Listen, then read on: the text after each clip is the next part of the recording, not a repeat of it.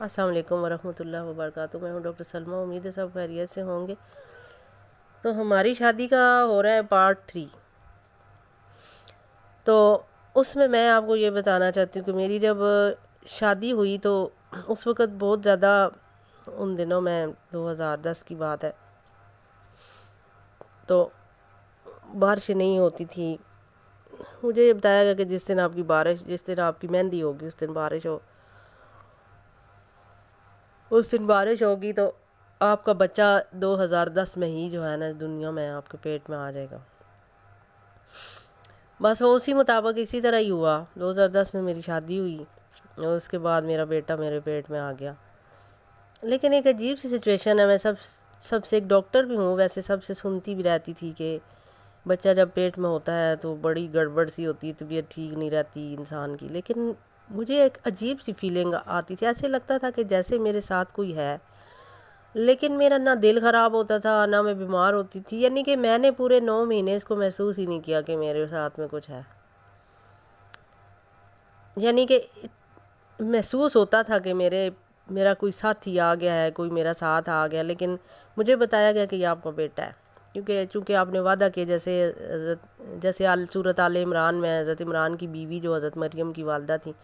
ان سے یہ عہد لیا گیا تھا نا کہ آپ کی جو بیٹی ہوگی وہ ہمارے راستے میں ہے۔ انہوں نے خود بھی عہد کیا تھا خدا سے کہ آپ کی جو بیٹی، آپ کا جو مطلب جو ہے نا جو بھی بچہ ہوگا وہ آپ نے ہمیں دینا ہے۔ یعنی کہ انہوں نے وعدہ کیا تھا اللہ تعالیٰ سے کہ میرا بیٹا ہو یا بیٹی جو بھی ہو میں آپ کے راستے میں دوں گی، اس کی تربیت میں آپ کے حکم سے ہی کروں گی۔ تو پھر جو ہے نا اسی طرح حضرت مریم علیہ السلام پیدا ہوئی تو ان کی تربیت خانہ کعبہ کے اندر کی صفائی کرتی تھی، وہ اندر ہی وہ رہتی تھی پردے میں۔ تو پھر ان سے حضرت عیسیٰ علیہ السلام پیدا ہوئے تو وہ ولیہ میں جو ہے نا وہ پہلی ولیہ تھی، اللہ کی ولیہ جو تھی نا وہ پہلی تھی، اور ان سے آگے جو ہے نا حضرت عیسیٰ علیہ السلام پیدا ہوئے۔ تو اب میرا جو بیٹا ہے، ظاہر ہے میں تو ولیوں کی لسٹ میں آتی ہوں نا، تو پھر میرا بیٹا بھی تو ولی ہوا۔ تو پھر ایک ولی کا جو ہے نا وہ 5 سال پہلے مجھے بشارت ہوئی تھی کہ یہ ولی ایک پیدا ہوگا اور آپ نے ہمارے مطابق اس کی تربیت کرنی ہے۔ میں نے کہا ٹھیک ہے، بالکل ویسے کروں گی۔ تو پھر یہ جو میرا بیٹا جس دن پیدا ہوا، اس کی پیدائش کا وقت میں آپ سے ڈسکس کرنا چاہتی ہوں کہ وہی 2:30 بجے جب دوسرا یعنی 2 ٹائم کے فرشتے جب اکٹھے ہوتے ہیں، اس میں یہ تھا کہ میں پنڈی کے ایک کلینک میں تھی، جو گھر تھا کسی کا کلینک بنایا ہوا تھا۔ تو وہ جو ڈاکٹر تھیں وہ انگلینڈ سے انہوں نے وہ ڈاکٹری کی تھی، لیکن انہوں نے وہ بھی کوئی خدا کی ان کے اندر اس طرح کی تھی کہ وہ بہت کم پیسے چارج کرتی تھی، اور وہاں پہ جو ہے نا میرا بچہ جو ہے نا ان کے کمرے میں میرا بچہ وہاں پہ پیدا ہوا۔ پیدا ہونے کا عین وقت جب آیا تو وہ جو ہے نا وہاں پہ میرے اندر جو ہے نا خدا کا نور آ گیا، خدا کا نور آیا، اور میں اونچی آواز میں بولنا شروع ہو گئی کہ شاہ محمد صاحب اس دنیا میں تشریف لا رہے ہیں اور سارے کمرے سے باہر نکل جاؤ۔ یعنی کہ اس کی پیدائش کا عین وقت جب تھا تو اس وقت وہ ڈاکٹروں، لیڈی ڈاکٹر جو بھی تھیں، ان سب کو باہر جانے کا حکم ہو گیا۔ پہلے وہ مجھے ٹریٹ کر رہی تھی، مجھے انجیکشن وغیرہ انہوں نے لگائے تھے، پہلے مجھے ٹریٹ کر رہی تھی، لیکن شاہ محمد کے وقت نزول میں ان لوگوں کو حکم ہو گیا کہ باہر چلی جائیں۔ وہ ساری باہر چلی گئیں۔ جب وہ باہر چلی گئی تو میرا بیٹا پیدا ہو گیا۔ یعنی میں اکیلی تھی نا، میرے ساتھ دوسری مخلوقات تھی، اللہ تعالیٰ کی وہ مخلوقات تھی، جنات وغیرہ جو تھے، جو وہ بھی سائڈ پہ تھے۔ بہرحال یہ ہے کہ میرا بیٹا اس دنیا میں آ گیا، اور اس دنیا میں جب آ گیا تو اس کے بعد جو ڈسکس کرنا، پرسنل باتیں یہ شیئر کرنا ضروری ہے، مجھے حکم ہوا ہے۔ وہ بچے کے ساتھ جو جالی والی چیز ہوتی ہے، یا اس کے ساتھ جو ناف کے ساتھ وہ جو چیز ہوتی ہے ساری، وہ جب وہ واپس آ گئی نا اندر، جب ان کو کہا کہ آپ اندر آ جائیں، بچے کو اٹھا لیں، کیونکہ ساتھ میں 2 عورتیں بھی تھیں ہمارے گھر کی، وہ پھر اندر آئیں گی، بچے کو اٹھا لیں، اور اس کی وہ ناف کے ساتھ والا جو اگلا سسٹم ہے نا وہ سارا غائب تھا، وہ نہیں تھا، کیونکہ ان مخلوقات نے اس کو کسی جگہ پہ نا زمین میں دبا دیا تھا۔ وہ جب آئیں تو وہ ڈھونڈتی رہی، میں نے کہا وہ نہیں ملے گا آپ کو کچھ بھی، آپ کو بس اب بچہ جو ہے نا اس کو سیو کر لیں۔ بچے کو نہلانے کی اجازت بھی نہیں تھی، بس بچہ جو ہے نا ہم نے خود گھر جا کے نہلایا تھا اس کو۔ یہ شاہ محمد صاحب اس دنیا میں آ گئے، اور دنیا میں آنے کے بعد اس کے اسی وقت کانوں میں نلا کے اذان دی گئی، اور پھر جو ہے نا اس کے بعد یہ ہوا کہ جب تک میں تقریباً 9 دن جو ہے نا وہ میں پاکیزگی کی حالت میں نہیں تھی، نفاس کی کیفیت تھی میری لیکن پاکیزگی کی حالت میں نہیں تھی، تو 9 دن پورے میرے بچے نے دودھ نہیں پیا، جب تک کہ میں پاک نہیں ہوگی اس نے دودھ نہیں پیا۔ پھر اس کو ہم یہی دوسرا دودھ یا شہد وغیرہ یا اس طرح کی چیزیں ہم اس کو سب سے پہلا پانی اس کو زمزم کا دیا تھا، زمزم کے پانی اس کے منہ میں ڈالتے تھے، اس کا حکم تھا یہی، کیونکہ میں لوگوں کو دم وغیرہ کرتی تھی، کافی لوگوں نے زمزم کا پانی وہاں سے لا کے میرے گھر میں پڑا رہتا تھا 24 گھنٹے۔ تو اس میں یہ ہے کہ پھر میرا بیٹا جو ہے نا 2 سال اس نے دودھ پیا، 2 سالوں کے بیچ میں دیکھا کرتی تھی اپنے بچے کو کہ وہ مجھ سے دور ہٹ کے سوتا تھا، اور اگر ذرا سا کوئی اس کے منہ پہ کوئی لگ جاتا نا ایسے، مطلب صاف ستھرا یہ رہتا تھا، ایسے صاف نہ رکھو، ویسے سارے بچے صاف ہوتے ہیں لیکن اس کی عجیب سی فطرت دیکھی تھی میں نے کہ یہ جو ہے نا بالکل میرے سے دور ہٹ کے سوتا تھا۔ مجھے پتہ چل گیا کہ یہ بچہ ظاہر ہے، مجھے تو یہ بچہ تو اس کا تو حکم ہوا تھا نا، تو پھر عجیب اس کی الگ سی ایک فطرت میں نے دیکھی، یہ جو بچہ اللہ کے راستے میں دیا جائے اس کی فطرت کیسی ہے، شروع سے اس فطرت میں اس کو بنایا تھا اللہ نے، وہ الگ رہتا تھا، الگ رہ کے خوش رہتا تھا، مطلب میں اگر اسے کمرے میں چھوڑتی تھی نا تو یہ ہنس رہا ہوتا تھا، ادھر ادھر پورے کمرے میں دیکھ رہا ہوتا تھا جیسے کسی سے باتیں کر رہا ہو، کوئی اس کو کھلا رہا ہوتا تھا، اس طرح کی پوزیشن اس کی ہوتی تھی۔ تو اس کی وجہ سے بالکل بھی تنگ نہیں ہوئی، شروع سے میں اس کو پیمپر یوز کرتی تھی،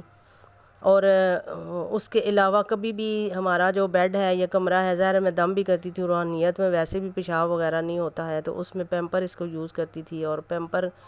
کے ساتھ جو ہے نا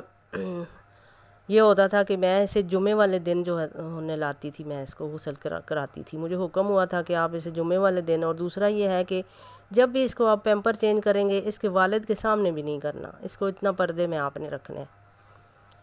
تو میں جب اس کا پیمپر چینج کرتی تھی تو دروازہ بند کر کے لاک کر کے کہ کوئی اندر نہ آ جائے، ویسے تو میں رہتی اپنے ہسبینڈ کے ساتھ ہی، کوئی ایکسٹرا میرے ساتھ فرد نہیں تھا رہنے والا، کیونکہ ہمارے جو سسرال والے تھے وہ گاؤں میں ہوتے تھے، فتح جنگ سے آگے،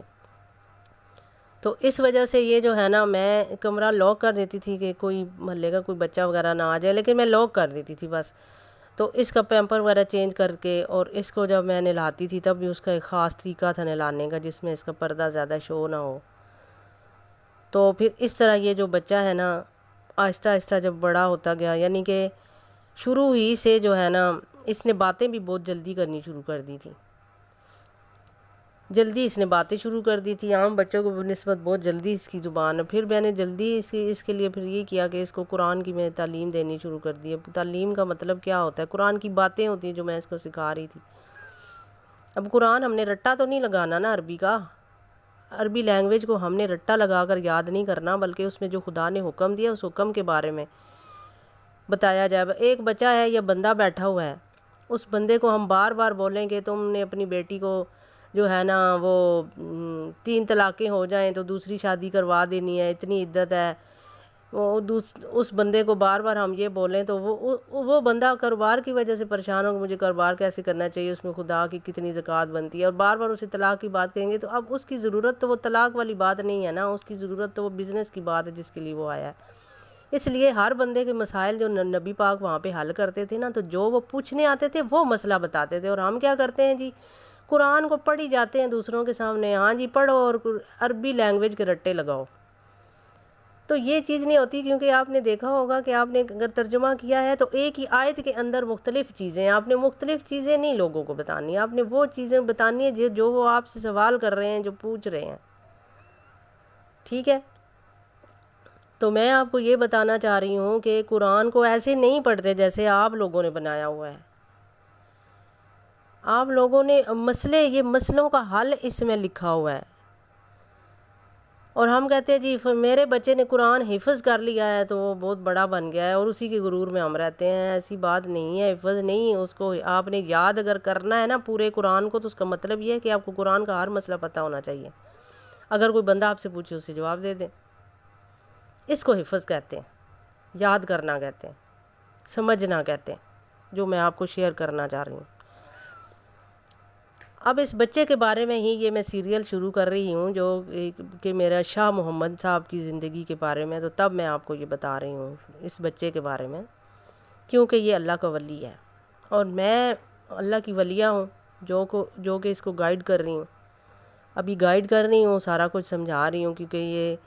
مجھے جو علم دیا جا رہا ہے وہ اس کو ٹرانسفر کر رہی ہوں میں، پھر یہ آگے دنیا کو ٹرانسفر کرے گا. تو یہ بچہ جب اللہ کے لیے ہی میں نے رکھا ہے تو اس کو تربیت بھی میں نے خدا کی دینی ہے نا، اور وہ خدا کی تعلیم دینی ہے جو نبی پاک سے ڈائریکٹ مجھے مل رہی ہے، کتابوں والی نہیں دے رہی کہ جو لوگوں نے اپنے اپنے سینس میں اس کے ترجمے. اگر آج میں قرآن کا ترجمہ کرتی ہوں تو میں اس سینس میں کروں گی، قرآن کا ترجمہ ایک لکھوں گی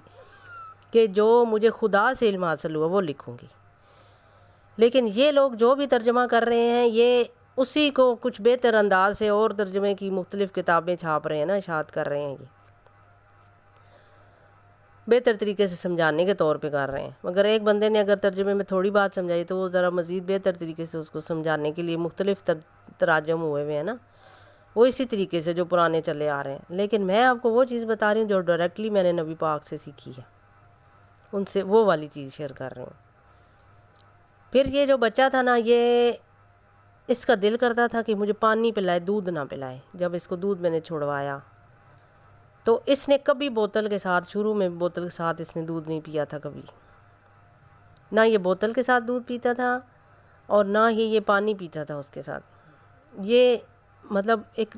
فطری طریقے سے برتن میں یہ پینا پسند کرتا تھا.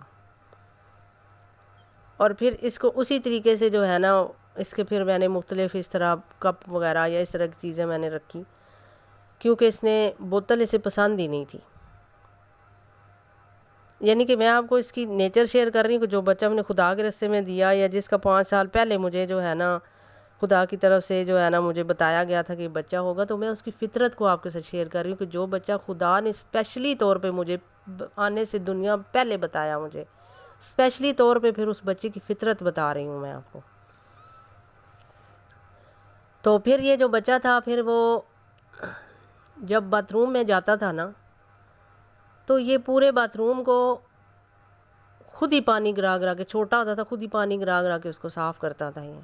صاف تو ہوتا تھا باتھ روم، لیکن پھر بھی جہاں پہ اس کو لگ رہا ہوتا تھا وہاں پہ ہی صاف کرتا تھا. جو بالٹیاں پڑی ہوتی تھیں ان بالٹیوں کو دھو کے ان کے اندر ٹوٹی سے پانی بھر کے ان کے اوپر ڈھکنے دیتا تھا. یہ جیسے اللہ کا حکم ہے نا کہ ہر چیز کو ڈھک کر رکھیں، ان کے اوپر ڈھکنے دیتا تھا. اب جب گرمیاں آتی تھی تو پانی ٹینکی میں گرم ہو جاتا ہے، یہ بالٹیاں بھر کے ان کو پانی کو ٹھنڈا کر کے یعنی کہ وہ ٹھنڈا ہو جاتا ہے، بالٹیاں بھر کے ڈھکنے دے دیتا تھا اوپر. ہر چیز کو یہ واش روم میں صاف رکھتا تھا. اس کا واش روم الگ سے تھا اور ہم جو ممبرز ہیں ان کا الگ تھا. اسی وجہ سے یہ جو ہے نا یہ گھر کے کمرے میں ہی رہنا پسند کرتا تھا. پھر وہاں پہ اسے کمپیوٹر میں نے ارینج کر کے دیا، اور اس کو میں نے جو ہے نا وہ آپ نے نیٹ پہ دیکھا ہوگا کہ بہت سارے نبیوں اور رسولوں کی جو فلمیں بنی ہوئی ہیں، وہ موویز جو ہے نا کارٹونوں کے طور پہ یہ چیزیں میں اسے بچپن سے ہی دکھاتی تھی، تاکہ اس کا رجحان جو ہے نا وہاں پر ہو، جیسے کہ مجھے حکم ہوا تھا کہ ایسے ہی آپ نے کرنا ہے. پھر یہ ہو گیا کہ یہ ان کارٹونوں کو دیکھتا رہتا تھا، ان سے پھر یہ سیکھتا رہتا تھا. آپ کو پتہ ہی ہے کہ بچے پھر کمپیوٹر سے کتنا کچھ سیکھ لیتے ہیں. تو اسپیشلی طور پہ پھر میں نے اس کی روٹین شروع کر دی. ساتھ کھانے پینے کی چیزوں میں یہ زیادہ تر شوربے کی چیزیں پسند کرتا تھا. نبی پاک نے فرمایا شوربے والی چیزیں آپ کے جسم کے لیے بہت اچھی ہیں. یہ وہی چیزیں پسند کرتا تھا شروع سے. اس کے ساتھ میں اس کو روٹی لگا کے دیتی تھی تو میں اس کو کھلاتی تھی. باقی یہ جو کچھ بھی